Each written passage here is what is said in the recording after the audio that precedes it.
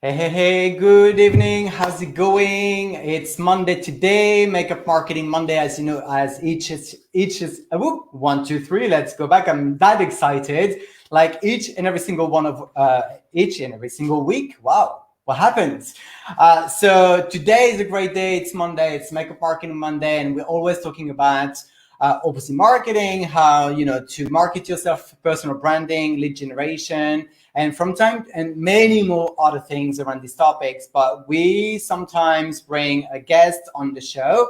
And today is one of those days. I'm so excited. So for those of you that don't know me, my name is Thierry from thierryvalexandre.com, like you can see on the banner right below here. And as I've mentioned, each and every single Monday, we're coming here, having a little chat. That's your time for you to ask your questions, to ask everything about marketing, because as we know, as makeup artists, at school, in beauty schools, in makeup schools, in the field of makeup, even, in whether you are in fashion or you are in weddings or you are maybe a drag queen, you probably didn't have any sort of, tips on how to market yourself truly, figuring out who's your ideal audience, where to find them, how to talk to them, how to really talk business with people, following up and all that stuff, right? Unfortunately, that's not what we're taught.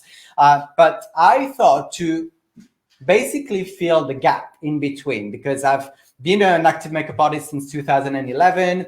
I've stopped a few years ago, but I've been also coaching a lot in between, different type of coachings and lots of marketings. And so I brought everything together to serve the field. All right. So here is your time to ask all your questions. But today we've got an amazing guest, and I hope I'm pronouncing your name right, Felicia. You'll tell me. You can slap me in the face if I pronounce it wrong.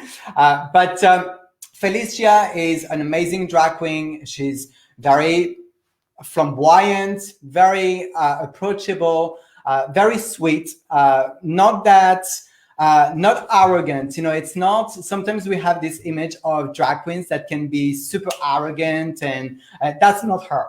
She's super sweet, super nice, very friendly. And today we're going to talk about, she's going to share with us. I'm going to ask a few questions, and you can ask all your questions as well on, what she's been doing, how she's doing it, and many more things. So let's bring her on and let's have a good time. So here you are. Welcome, Felicia. Am I pronouncing them right?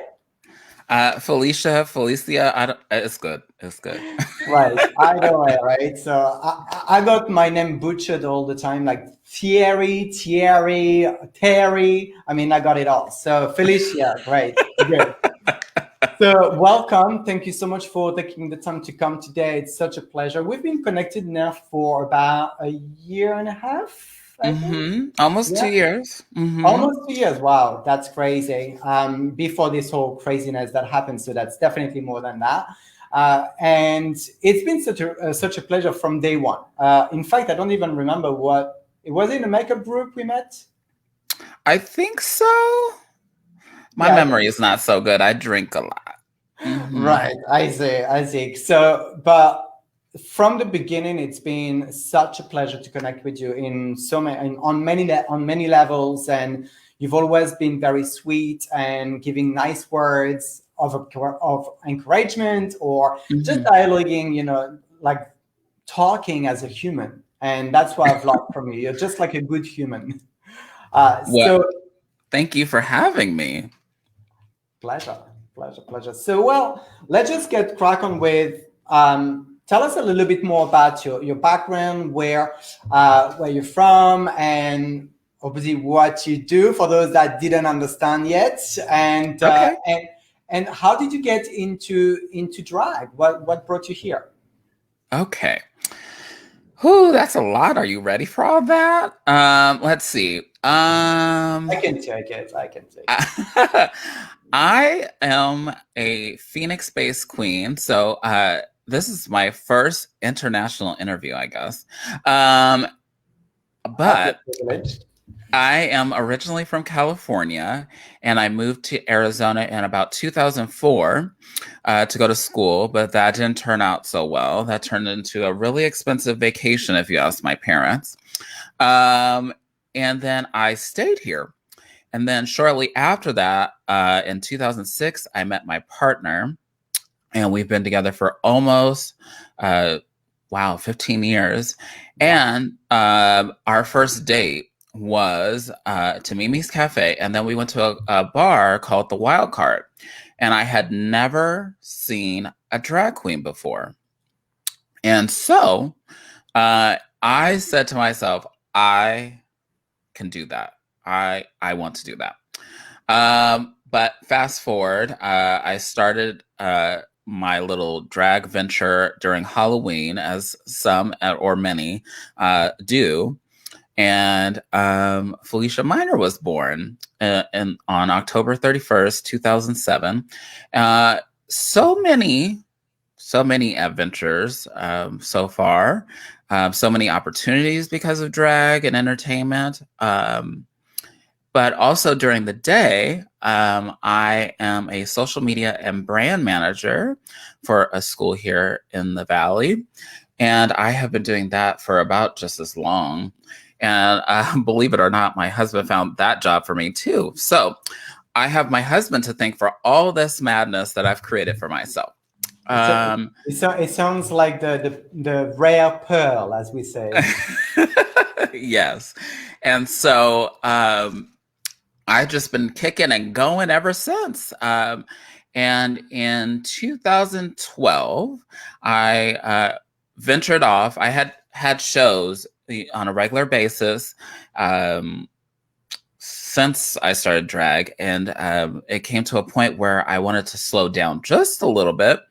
And so in 2012, December 2012, I invited Freddy Prinze Charming over to start a webcast with me, and it was called, or it is still called, Let's Have A Fefe, where we were just going to talk about things, and it was a different way of contacting people that I had seen, on and off stage throughout, the first 5 years of my career. So here we are, what, 8-9 years later, and still kicking and going. So Nice. Love that. And that where is about me in California were a you from originally? huh? Where about California were you from originally? What part of California? Southern California. So a lot of people know where LA is. Yeah. So I am a little ways from there, but my parents live in Rialto. But I Yeah. love, love, love. I have an infinite love of San Diego and Oceanside, where I was originally born and from. So Oh, um, nice. You're talking to me, girl. Like I went to a few times to California in the US to then go to Vegas and all that. And obviously LA was the stopover, made some friends, and LA was cool. It took me a second round to actually appreciate it somehow because mhm, it was so different to Europe. But then San Diego is by far my favorite place for now, so far in California. I just found that the fact that you can walk around you don't need to necessarily have a car, you can be a pedestrian. mhm, And you've got the zoo not far. I mean, it was just nice. It was kind of like, I kind of found that there was like a sort of feel of Europe, but in America and bigger, if that makes mm, sense. Have you been to Europe before? mm-mm. Okay, you need to come over then because. But yeah, San Diego was beautiful. So you're born in San Diego. In Oceanside, uh-huh. Nice, very nice. So, well, it's amazing that you're here, that you came today, because obviously Makeup Marketing Monday for you, it's like, okay, my two worlds are meeting together, which is Absolutely. quite rare, because usually it's like I've got makeup artists or artists that have no clue about Mm, marketing at all. As you may probably guess, you probably know a lot of drag queens or makeup artists or hairstylists around that are great at what they're doing, at their craft, but mhm. they really don't know anything about how to brand themselves. Have you ever met anyone like this? There are some people that I have helped create marketing and branding for themselves. On a regular basis, I think that people know how to market themselves. They're just afraid to, or they see it in a different way than marketers see it. So I may think of something that is completely the same as what they're thinking, but it's said differently. Or when, for example, like knowing who you're entertaining when you go to a venue, who's the age group, who are you, what songs do they most, relate to, because sometimes that's a matter of who's going to tip you and who's not. So I think that sometimes people know their audience or they know who they're serving, but they don't know it in the way that they're being asked. So, and that is a great point. Like, we're gonna definitely touch on this, on knowing your audience, which I think is super important. But so, what would you say? How would you say you are as an artist, as a performer? How do you market yourself? Like, what channels, what strategies? Well, I am a rare gem, I think, because I am on every social media platform. I at least try it once, and if it doesn't work out, then I still kind of contribute the content, but I may not go all the way. But first, I encourage those that are creating a persona or creating a company, a makeup company for themselves, or anything, that they first create a website. And then go on to the social media platforms. Maybe you don't dive in right away, but reserve the name that you want to keep. And really think about it. Don't come up with these names that you're like going to regret, like how we were in middle school and you came up with like Goofy Rider 84. And then you were like, am I going to get a job that way? So I almost want to say that this represents you getting a job for from a venue or from a promoter. You want it to be like your first and last name and if you could have it at your website, that would be great. But if you choose not to do that, at least have first and last name of your brand at gmail.com or something representable. And then, go on the platforms, get to know the people that are on those platforms, because I want to say that each platform, though the same people may follow you on each, the attitude and the delivery is different on each of them. So how I treat my Facebook is differently than how I treat my Instagram, then is differently how I treat my TikTok, how I treat my Twitter, because of they're all different too. So and the way that let's say, I'll relate this back to, in case we do actually have drag queens watching, or drag entertainers, because I want to encompass everybody. If you are going to a club, Club A is not the same as Club B. There's a reason why people go to Club A. They go for that feel, and that they want that. So Facebook, Instagram, and TikTok, YouTube, and all those are so different in so many ways. Not to say that you can't repurpose things, because I put my TikToks on Facebook, but my TikToks live on TikTok first and then transfer over to Facebook. So how do I market myself? I market myself in so many different ways, but I honestly, for years I started with Facebook. So Facebook is really strong for me. But once I got a website, it was kind of the place for my identity to live by itself and not depend on a social media network. Because if Facebook tomorrow closes down and says, you know what, girl, preach it. It's over. It's over for you. Just like MySpace. I did have a MySpace. I'm that old. And when it shut down, I thought, oh my God, I got to save all my pictures. I got to save everything. And that was a learning lesson for me, because I was not saving all the pictures and I was not saving anything. So if one of these decides to say, you know what, bye, you at least have it for yourself, and you can create on your website what the experience is. Yeah, totally. I mean, you've already like said so many amazing things here. Like it's just unbelievable, and that's so always what that I recommend my clients as an online marketing coach. I always tell my clients pretty much everything that you've said. So, but I'll start with the fact that first of all, you sound more like a Gary V. Have you ever heard of Gary V? Yeah, like you've got to be everywhere, be on all the platforms.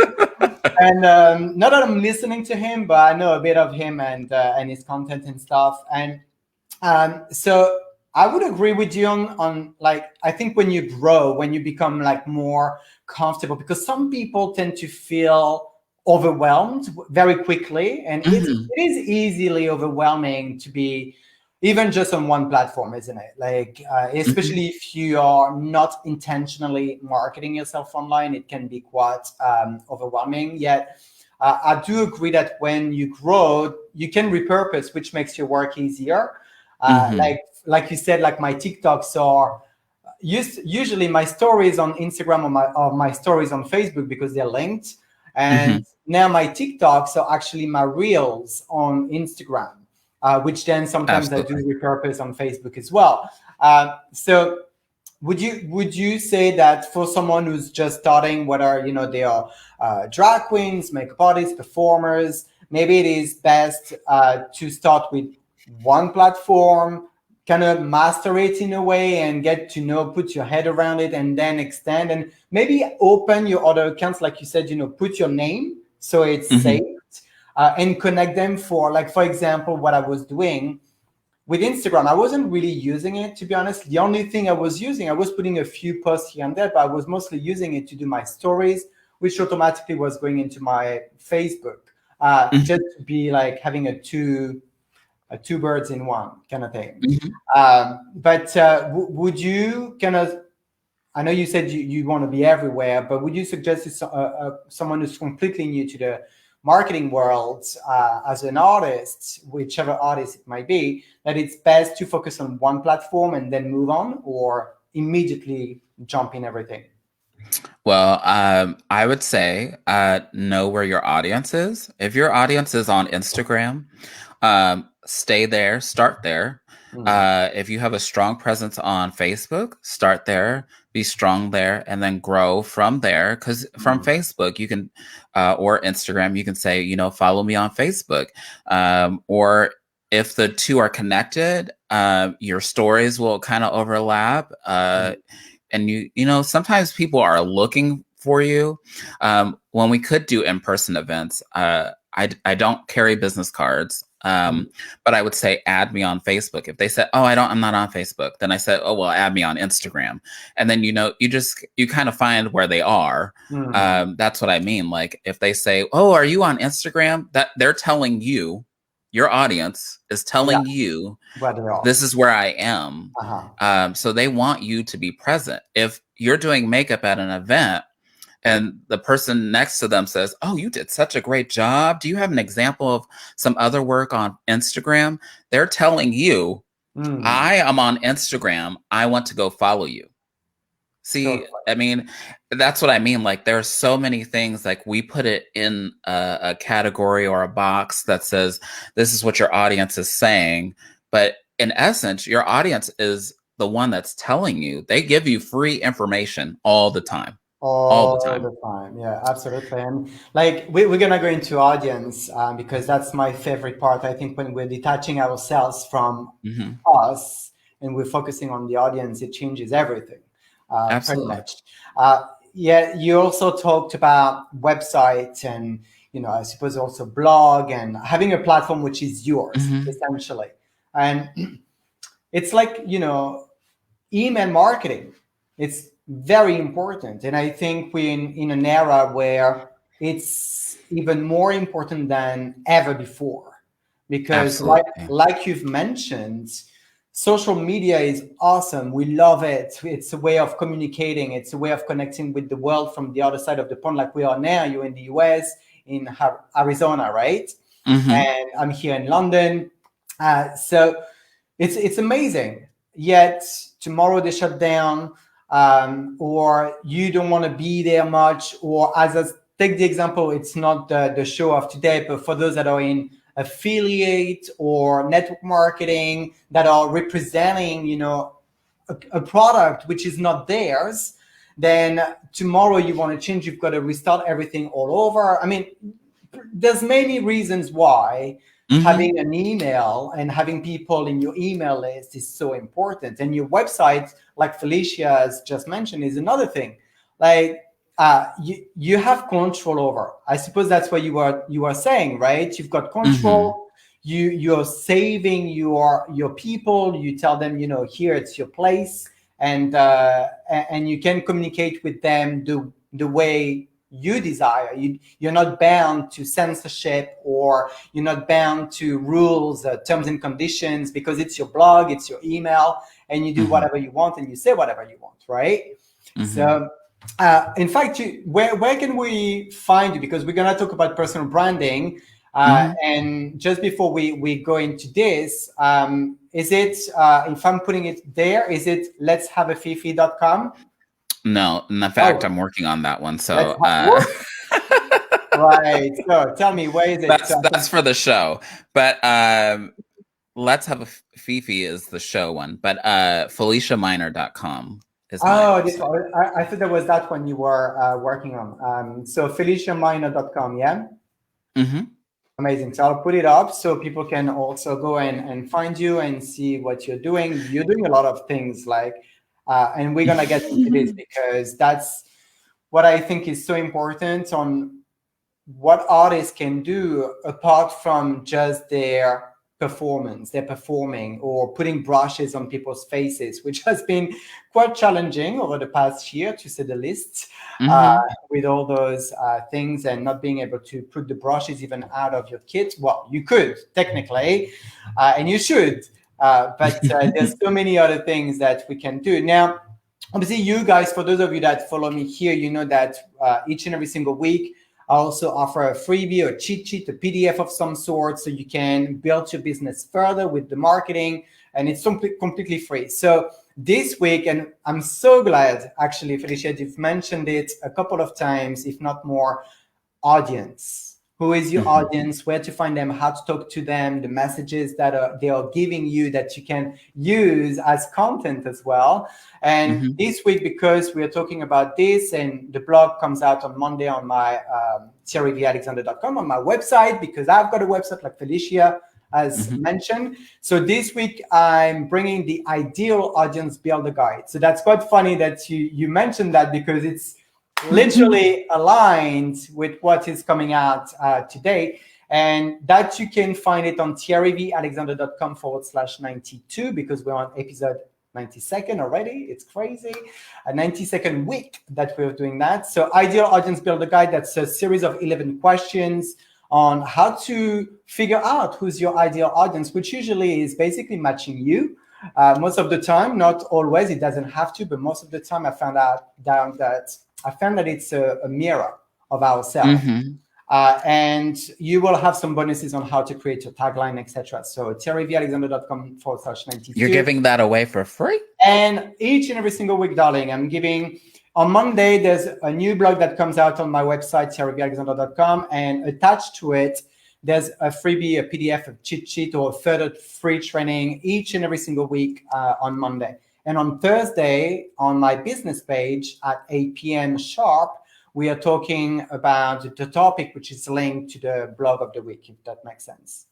So, but that's basically personal branding, literally, and I want to chat about this because you're great at it. You've got your brand sorted, you've got your look, you've got your color palettes. There's a lot that you do with personal branding, but Mhm. we've mentioned where to find you in feliciaminor.com.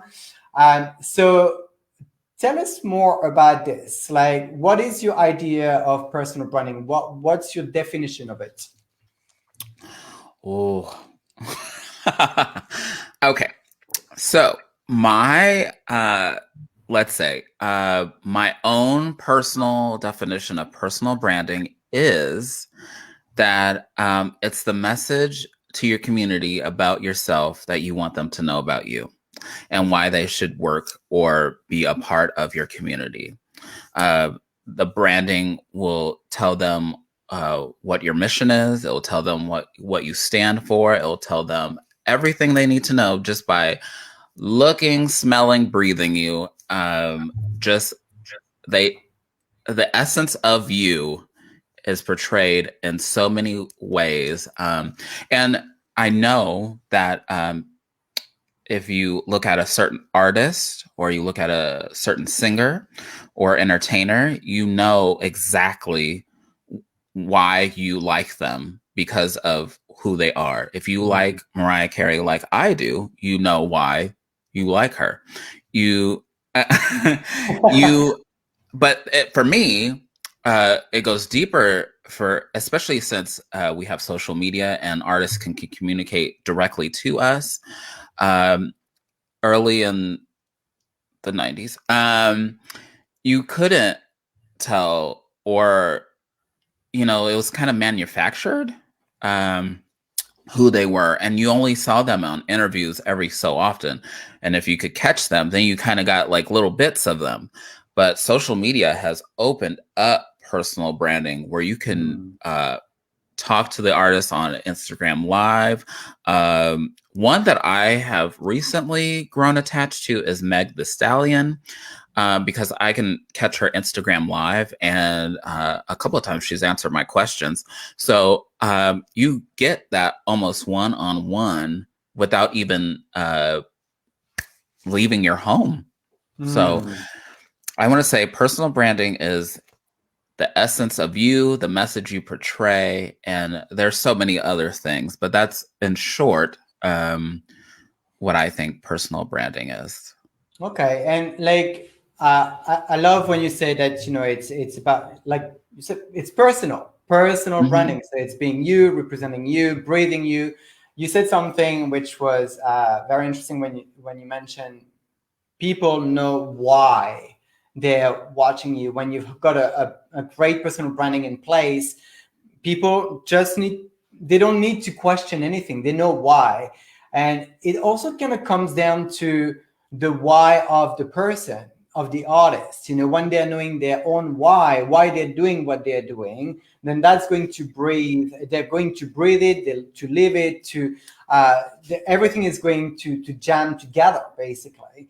Now, Absolutely. in terms of personal branding, what I tend to, well, in branding, especially in like brand, having your own brand, I always say that it's having a forefront where you are providing something of some sort, value.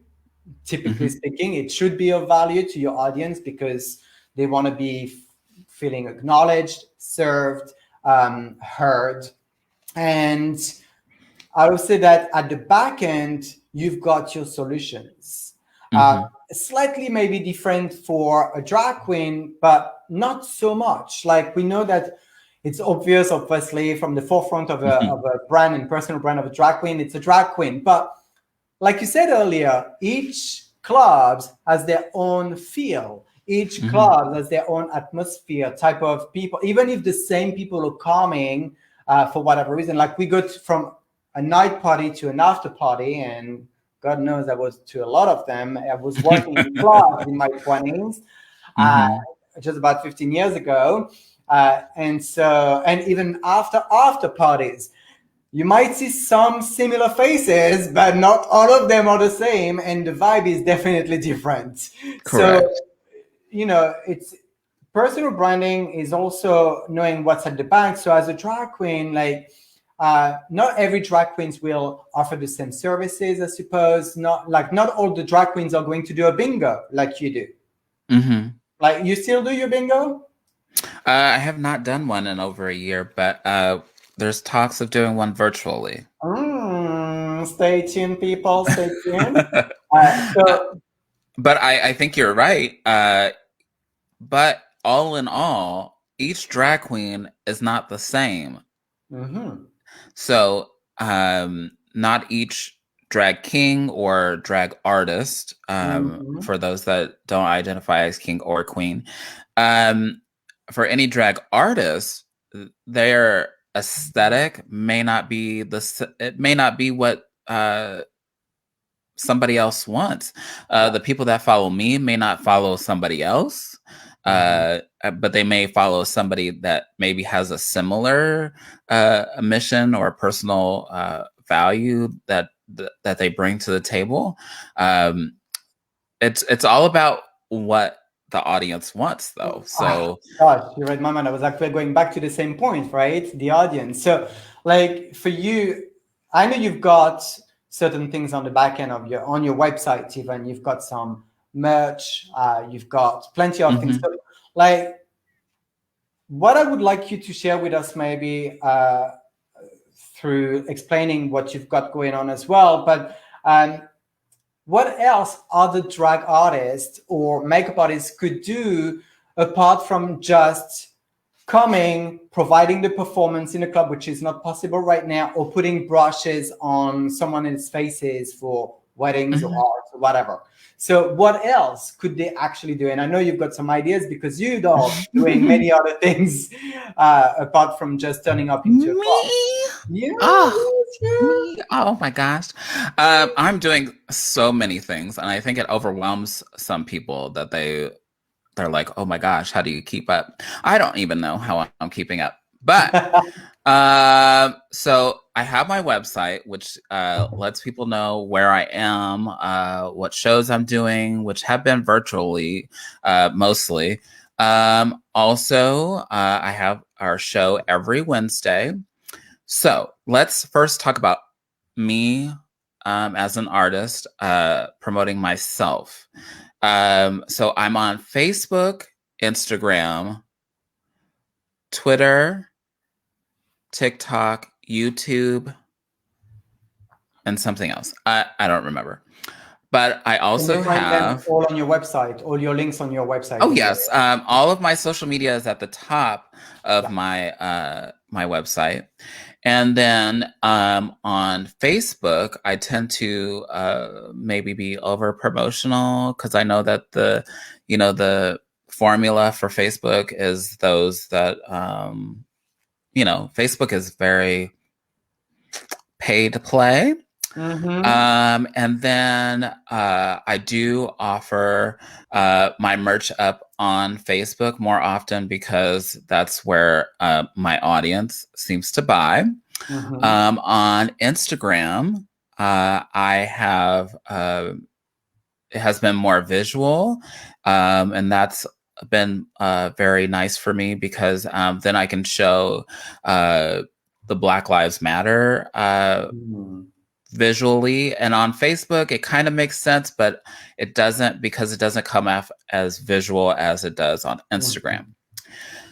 And then I have a link tree on Instagram, which is all of my links. And then on TikTok, I like to just do the TikToks and have fun with it. It's a chance to perform, even though I haven't been able to perform. Mm-hmm. Um, and you may ask, how do I pull this all off? I will answer that in just a moment. And then on YouTube, I haven't been there too much, but I am a part of Drag Story Hour or Drag Queen Story Hour. In Arizona, we call it Drag Story Hour to encompass all the entertainers. But if I do a reading, I sometimes put it up on YouTube. I'm trying to work on tutorials. I tend not to get that I tend to like remember that I wanted to do a tutorial after I already have face on, so that doesn't really help anybody. Brilliant. So the one video that I have that is the makeup tutorial is like really short, and it's how to cover your eyebrows. That's it. Right. There are some performances on there, so you can put your performances on all of these platforms, but I think on YouTube it's important. And then I have merch on Redbubble. I'm slowly I'm like sampling some things because I slowly want to have a shop that is not dependent on Redbubble.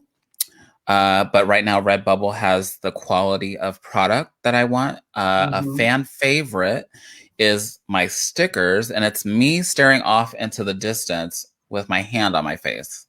Right. Which is a classic pose, but I think it's hilarious to see myself all over the place.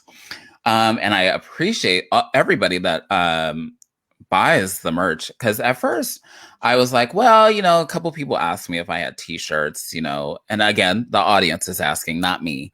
Right. And so I created this one shirt.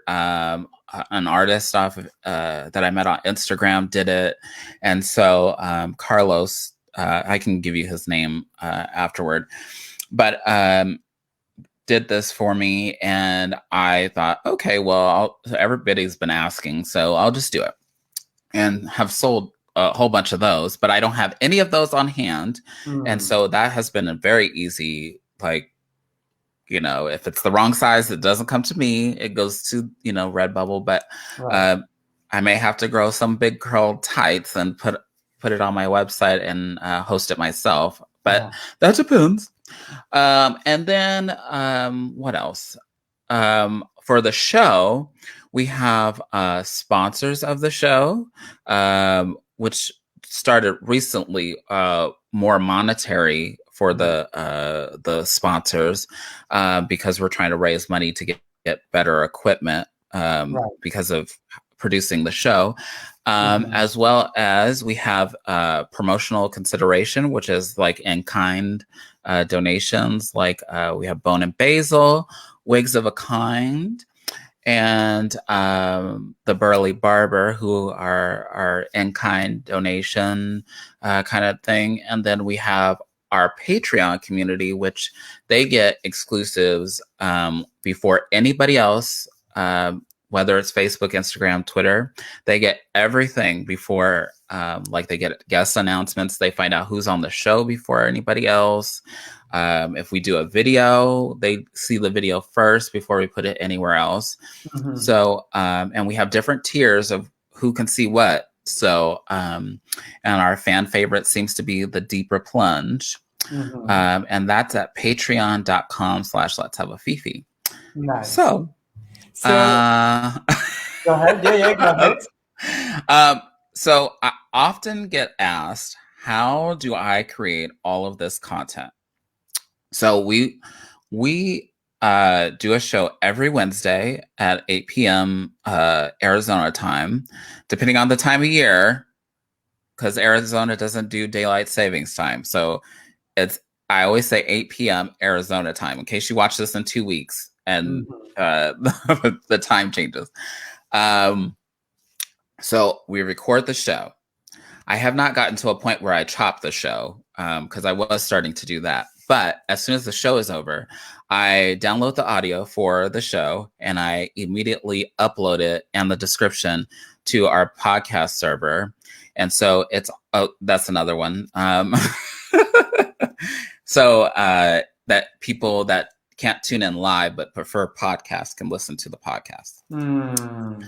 And then I figure out if I want to do a TikTok, if I want to do, if somebody asks me to film something. Wednesdays are usually my day. But I say that if you want to become, if you want to create content for being a makeup artist or a drag artist, do it where it fits into your schedule, where it seems like it's just seamless.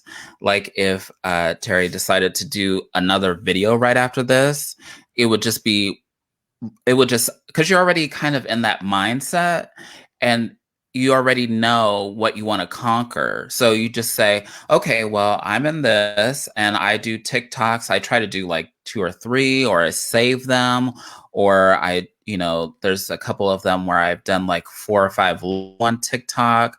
That's because I have done them like 4 weeks in a row, like done the little bits that go with it. And batching, yeah.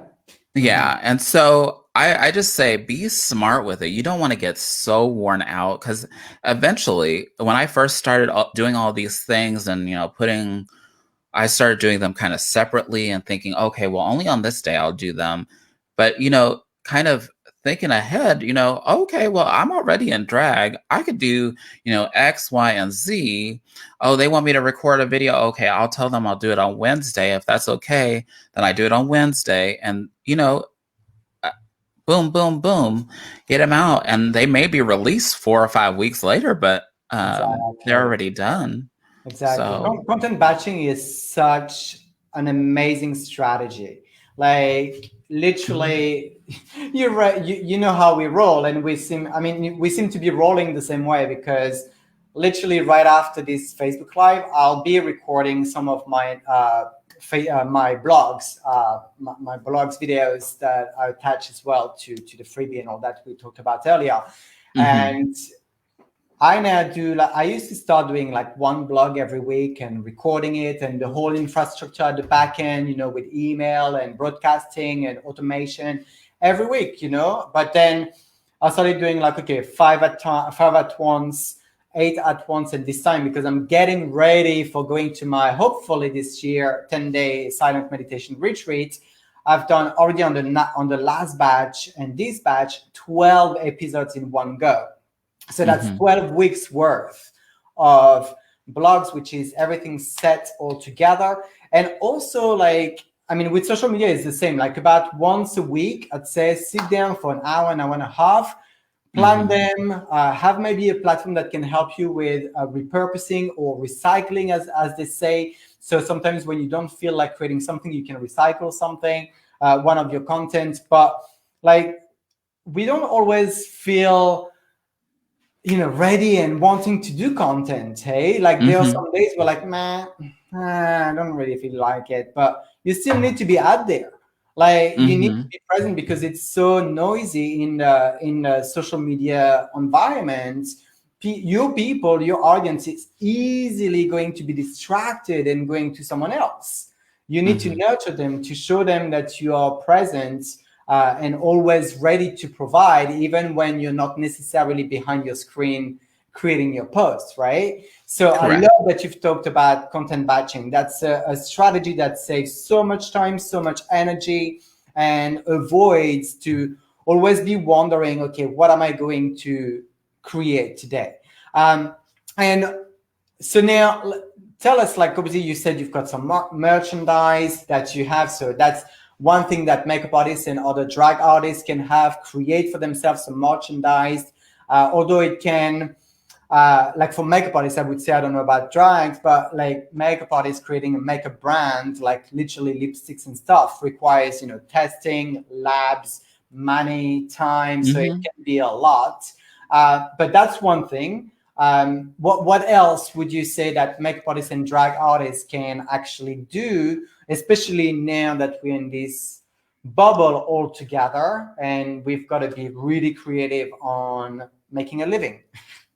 So for any makeup artist, I would say look at the trends, especially on TikTok. If you're a makeup artist and you're not on TikTok, I say, even if you don't create on TikTok, look at what the trends are. Because there are people on there that want to know from makeup artists, what is your skincare routine? What do you do before you put on makeup? What are some of the things that I should be using if I have acne-prone skin? There are so many questions on how you can answer people. What is the best mascara to use? What is the best makeup to use? Even though I'm going to do a quick TikTok and I just want to wipe it off, what does that look like? Yeah. there are so many. You just gotta get outside your bubble almost.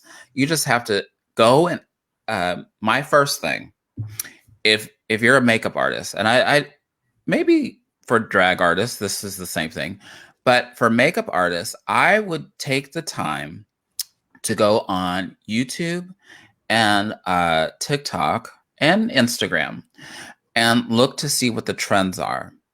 Look to see and ask your audience, what do they want to see from you?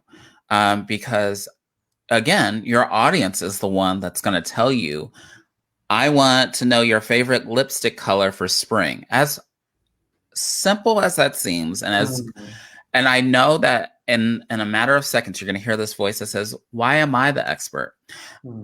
Not necessarily are you the expert, but it's your opinion that your audience is looking for.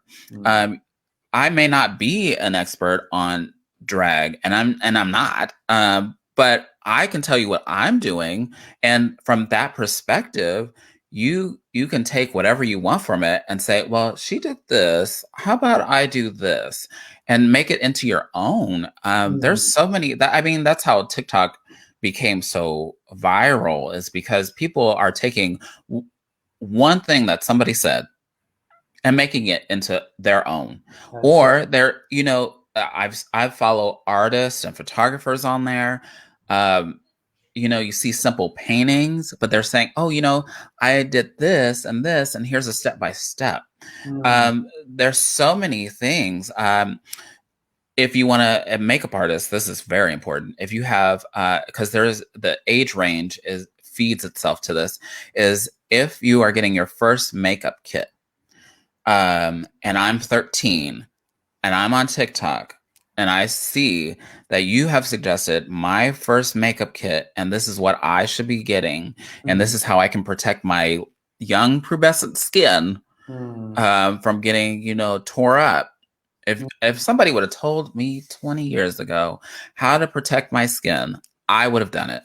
I had horrible skin when I was a teenager, but and not to say that it doesn't come back and flare up, but if somebody had told me how to take care of it from the beginning, I probably, I would follow that person that suggested,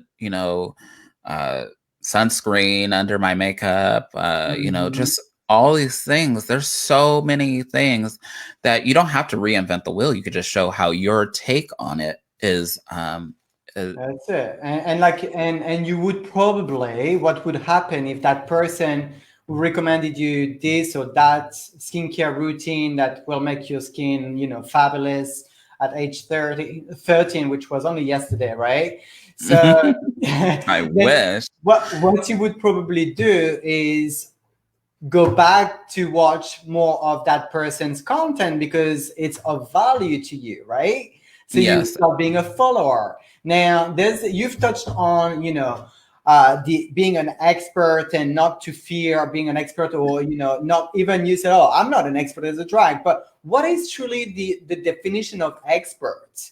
It is someone who has more skills than somebody else who's waiting and willing to learn from you. So technically, if you one train or even one carriage further ahead to other people, you're already an expert in some ways. But it's the word that just becomes so like, oh my God. And then the imposter syndrome comes in. But I think we kind of all went through that. But now it's just a matter of saying, who can I recommend? Surely there is, even if you start in beauty school or in art school, and you've learned something today and someone wants to enroll in your school tomorrow, there's something that they don't, that you can share with them for them to be already ready for when they're going to enroll. All right? So, and then you also mentioned, sorry, I'm losing my track, but we've mentioned many times now. So let's go back to this. I think it's really important for people to actually tackle it before we go on to audience. But that's why I want to talk about audience. Sorry, my mind is going like 360. So Felicia talked about, guys, having some merchandise.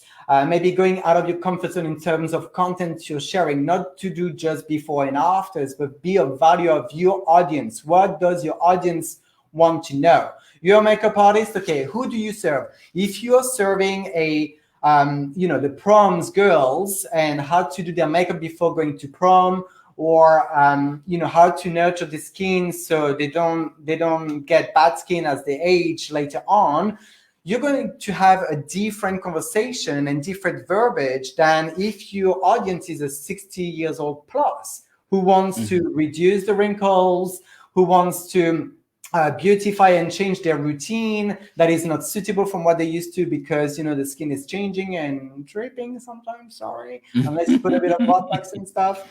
But the verbiage, the language will be totally different. Now, what else can you do to make money right now? There are plenty of ideas. Like, you can create an online course, or even some consultations, online consultations.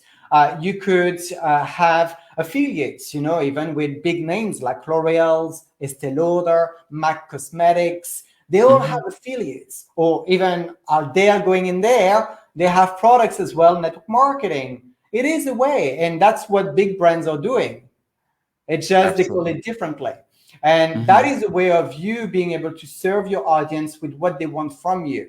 Now, we've been mentioning audience here, audience there many times over. So let's go back into this, and because I also really nicely, and we didn't even calculate that, right? I mean, that was not calculated at all. But this week, the guide of this week just happens to be on my website, the Ideal Audience Builder Guide, that you can get on thierryvalexandre.com/92. So that was a light bulb moment many years ago, that to figure out who is it that you serve. And I wish that I was told this in makeup school, because it would have changed everything. I would not have been wondering, going out of my house, where am I going to find my next client? How am I going to eat at the end of the month, and all that stuff. So how would you say that people can figure out their audience? How did you do it yourself? First, the key is to listen. I know this is very hard for a lot of us. But the first key is to listen. So all of these things I did not know at the beginning of my career at all, in my day job, in my drag career at all. I did not listen. So many lessons learned because I did not listen. So my first tip to all of you is to listen. If you see, and listening is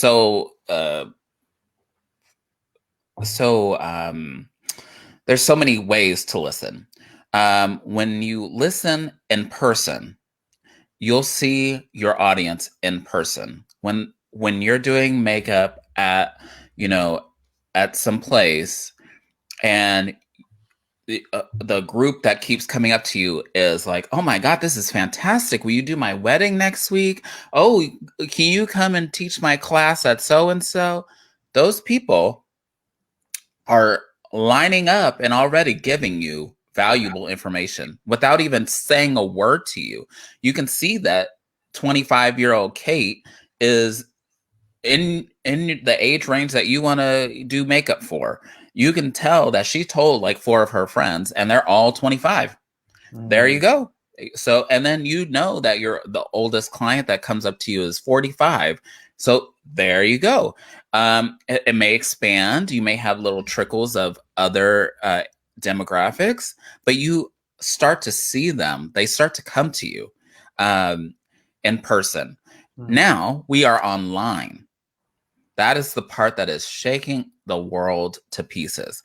People cannot understand how to take their businesses off of the daily interaction and putting them into this device is the scariest thing for some people. What I want to say is figure out a way to translate that. So if you did makeup consultation on a daily basis with a person one-on-one, figure out how you can do that safely on the computer. I know that sometimes you need to see the skin. You need to be able to feel or suggest things to people. Maybe you figure out a way to do that safely, though I don't want to be that person. I don't want to suggest that to you. But also, if you're an affiliate of another program that offers skincare and you can do like maybe a quiz or something one-on-one with somebody, and then you're an affiliate, you say, well, if you buy product A, B, and C, you can get that all today for whatever price you offer. And they buy it. You send them the link and say, here it is, buy it today. And if there's a way to set it to expire, I'm all about it, because FOMO is a thing, especially right now. Other ways of seeing your audience is, so I sign up with all of these social media platforms and my website. I use WordPress. One of the things that I think many of the platforms offer is demographics. So you can see who is a male or a female or non-binary or whoever, and you can see what age group they're in, because that information is kind of collected through Google and all that happiness. So you can tell who's coming to your website. You can tell if you have a business page on Facebook, it'll tell you who's visiting your page. It'll tell you who's interacting with your page. It'll tell you that mostly women between the ages of 25 and 45 are coming to your page. Boom. Easy answer. What do they want? If you see, and again, go back to what I told you before. Go to TikTok, YouTube, and see what the trends are, and you can see that for the age group. You can tell how, well, in some cases, you can tell how old people are, and or a general age group. So, I mean, there's so many ways to still do what you were doing.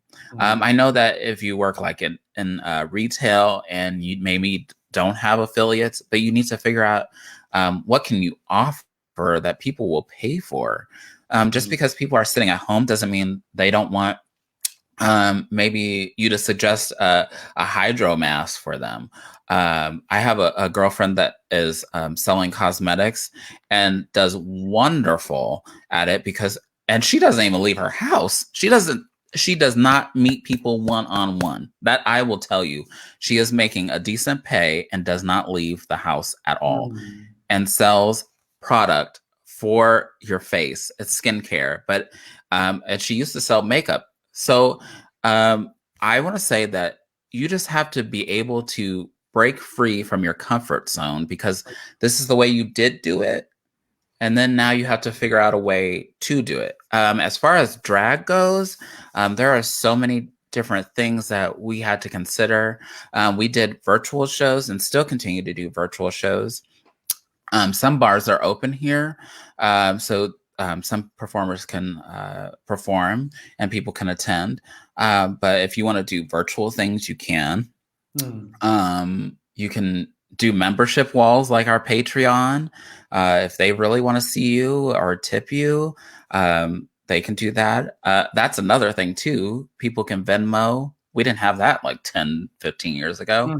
Well, we don't have to touch cash if we don't want to. It's just so many things. But knowing your audience is what is very visible. And that's what I mean by listening. But I guess I mean listening and looking. Make sure that you're paying attention to people that are coming to you. You can tell after maybe 4 or 5 weeks of looking, you can tell where your people are coming from. You can even tell what city they're coming from. And target things to them and specify what you're giving them. Listening, looking, and leading with value. Like, really, truly do not be the person who is like just pitching and pitching. Like, lead with value and then you sell. That's really the key to a successful marketing strategy to start with. That's one of the key. You've got to lead with value. People don't like to be sold, but they love spending money.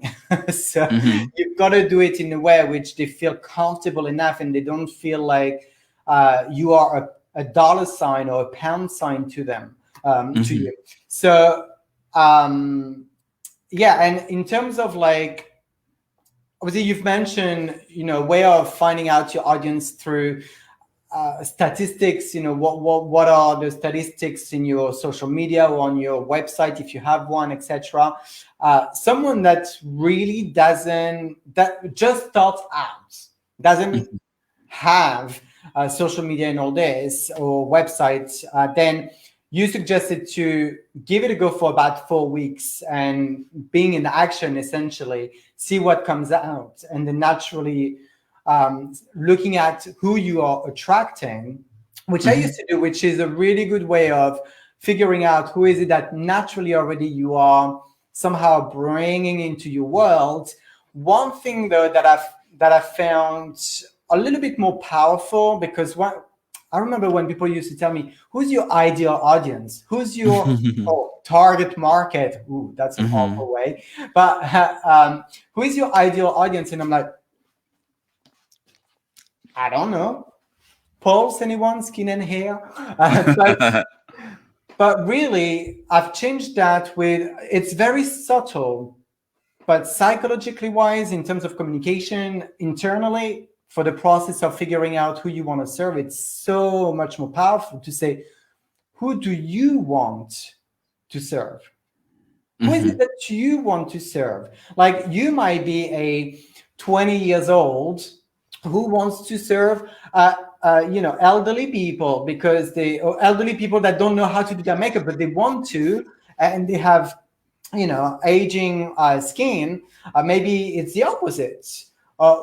You're drag. Who do you want to serve? Do you want to serve and work in clubs? Do you want to do bingos like Felicia does? Or do you want to be an online drag artist and not being on stage physically wise? We've got those ones as well out there. So who do you want to serve? And this is Mm-hmm. what I go into my in my guide. Essentially, it's like figuring out who you are and then reflect that. But sometimes it doesn't have to match. Sometimes it's like, actually, I want to attract the opposite, and I'm deciding Mm-hmm. that it has to be your own choice. So great. Well, we're going to wrap up because we're on the top of the hour, and I respect your time. I'm so grateful that you've been here. You've given so many nuggets, and we could go on so many other things that you mentioned, but we are limited in time, obviously, right? I know it's Mm-hmm. your afternoon. I've got lots of blogs to record. We are busy. But what would be a couple of tips that you would give either a drag artist or a makeup artist that is just starting out, literally from scratch? What would be your 2 or 3 tips you would give? First, take your time. That is number one. None of this. I know that there are a few people that can come off the block and make 6 figures. That's not everybody. Um, what you need to do is take your time, establish where you want to be. So if you say, I want a website, work on your website, and then establish the number one like social media platform where you want to live. So let those two live and work on those. And then from there, once you start, getting a little traction, I want to say the money doesn't come quick. Even till this day, I want to say money doesn't come quick. But if you work toward what you have it in the back of your mind as the goal, um, always be working toward that one goal. If you want to use this as a way of supporting your family, then you need to. So let's start with the website and one social media platform. Along the way, make sure that you're planning. If that's 2 weeks, if that's 3 weeks, if that's 4 weeks, if that's 5 months, work on planning and achieving, small successes. And don't ever not celebrate the small successes, That's more. because small successes lead up to large successes. Even ones where you're like, I can't believe this is happening. So start small, work your way into, if you want to be on all the platforms, you go for it. If being on one platform works for you, that works. But always be giving to the audience what you've, and pay attention. Always be looking, always be listening to what they want. And I say you grow from there. All of this was a process since I've started in 2007. I haven't, I mean, I thought of different things. So, you know, those things will come to you along the way, but always be looking and listening. And I mean, it's as simple as asking, like, what do you want to see from me? And sometimes I will put that in a post. I will say, what do you want from me? I mean, not like that. That sounds very awful. But like, what do you want to learn from me? Or what can I offer you? Or at the end of our seasons, we send surveys to people to see if what we were covering is what they wanted to see, or they suggest segments that they wanted.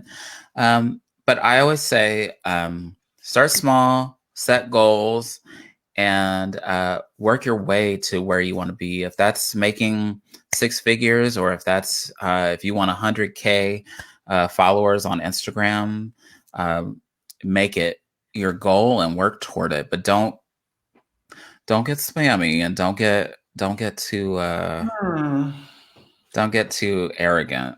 I did get to a point where I thought I was a little bit arrogant, and I had to back off there for a little bit. But that, I think that's, all of this in a nutshell is time and lessons and listening to other people. Because in the beginning, I did not listen to anybody. I didn't listen to people that were close to me. I didn't listen to, for the first year or so of drag, I was wearing the wrong foundation color. That's how bad I was not listening. So listening is very important. So For sure, for sure. Great tips. I love that. Thank you so much. And I do agree, like good money doesn't come easy. Usually, quick money is sleazy money, right? So you've got to be careful where you're putting your money, your hands on, and you've got to, like Felicia said, like you've got to keep your vision, no matter what it is, no matter what roadblocks you're coming, you're going to meet, because you're going to meet some. It really takes a lot of work. You cannot compare your chapter 10 with someone else's chapter 100. Because you are two different stages, and all that we do here, like this technology and this lighting and stuff and these beauty banners and whatever, it wasn't like this. It was awful, when we started. I'm sure you could relate to this, Felicia, right? But we work our way, and we're still growing because we're a constant work in progress. So I'm so glad that you came on. I just want to finish with this, because each and every day I do my word of the day by intuition within my meditation. And today the word is rise. Just rise. No matter what happened, go for it. Do what you love. Keep the vision, and just keep working at it. No matter what happens, because you're going to have crap happening. That is bound to come, but it also is bound to go away. You just need to stick to whatever it is that you're doing and rise above and beyond. And believe me, you're going to attract the most incredible people in your life. Like I've attracted Felicia in my life. I've attracted my partner in my life. I've attracted a lot of people just by keeping on going and rising and rising. And this is what I want to share with you today. So Felicia, it's been an honor. I'm sure it's one too many times, and I really appreciate your time. Any last final thoughts that you want to share with everybody? Oh, well, I always say, try to remain positive, but don't let it be a false positive. Failure is also one short of a success. Again, failure is one short of a success. Something that you could be doing could fall flat, and then you try it again a different way, and it could succeed. So failure is one short of success. Amazing. Love it. And I'm definitely going to listen to the replay of everything here because there was so much. So if you're on the replay, let us know, #replay, and let us know what were your biggest takeaways. If you want to go and check Felicia again, you can go on her social medias that are all on her website, feliciaminer.com. And again, Makeup Marketing Monday, online marketing coach here. And thank you so much for tuning in. It's always a pleasure to come on. And this Facebook Live is a wrap. Bye-bye. Thank you. Bye.